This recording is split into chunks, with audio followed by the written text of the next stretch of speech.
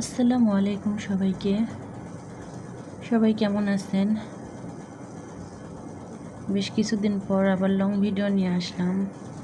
তো আজকে আমি গরুর মাংস রান্না করেছিলাম, সেটা পেঁপে দিয়ে।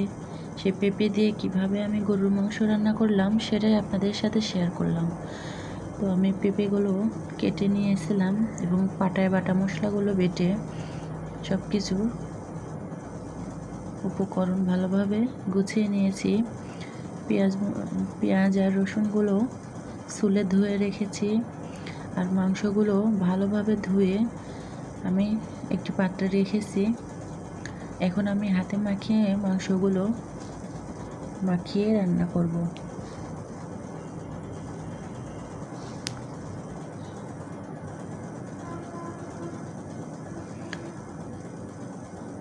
তো মাংসগুলো আমি ধুয়ে রেখেছি। তারপর প্রথমে এক এক করে আমি সব কিছু উপকরণগুলো মাংসের মধ্যে দিয়ে দেব। দেখুন আমি এক এক করে সবগুলো উপকরণ দিয়ে দিচ্ছি। তারপর সুন্দর মতো হাতে মাখিয়ে নেব। আমি সবসময় হাতে মাখিয়ে মাংস রান্না করি, আমার কাছে অনেক মজা লাগে।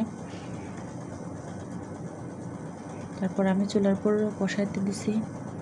দেখুন আমি রান্না শুরু করে দিয়েছি।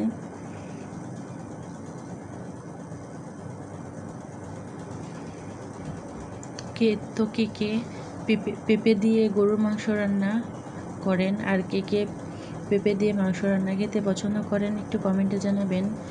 আর আমার রান্নাটা কেমন হয়েছিল সবাই একটু কমেন্টে জানাবেন। যারা যারা আমাকে সাপোর্ট করে সবাইকে অসংখ্য ধন্যবাদ। সবার প্রতি অনেক অনেক দোয়া।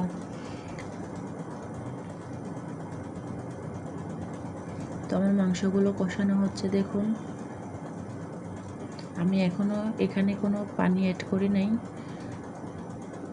আমি এখনও পানি দেই নাই। যে পানিগুলো মাংস থেকে বের হয়েছিল সেগুলোই আছে, এখন আমি পানি দেই নাই।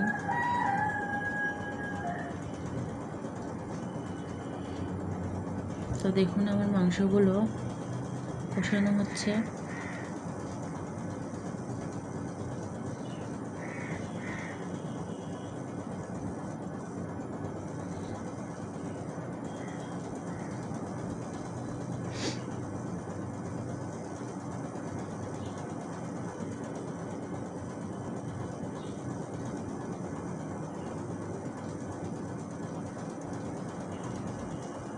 ভিডিও আমার ভালো হয় না, তারপরে সবাই একটু দেখবেন, একটু লাইক কমেন্ট করবেন সবাই। তারপরে যে ধুয়ে রাখা পেঁপেগুলো আমি পেঁপেগুলো হালকা ভাপ দিয়ে নিয়েছিলাম।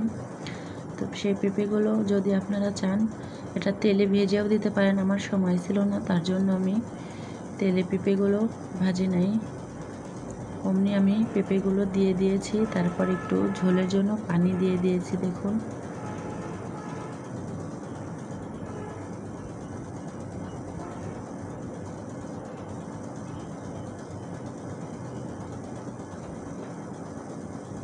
ঝোলের জন্য পানি দিয়ে এখন আবার আমি চুলার আঁচটা একটু বাড়িয়ে দিয়ে ভালোভাবে বলক উঠিয়ে নেব।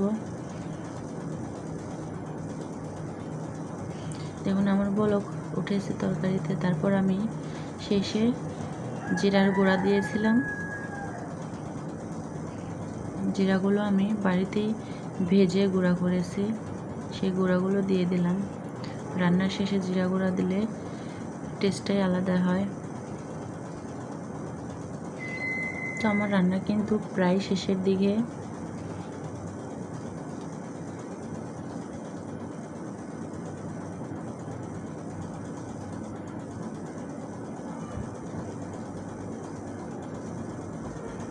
তো দেখুন আমার রান্না কমপ্লিট, আমার রান্নাটা হয়ে গেছে। তো কারা কারা পেঁপে দিয়ে গরুর মাংস খাইতে পছন্দ করেন আর আমার রান্নাটা কেমন হয়েছিল সবাই একটু কমেন্টে জানাবেন। সবাই ভালো থাকবেন, সুস্থ থাকবেন। আল্লাহ হাফেজ।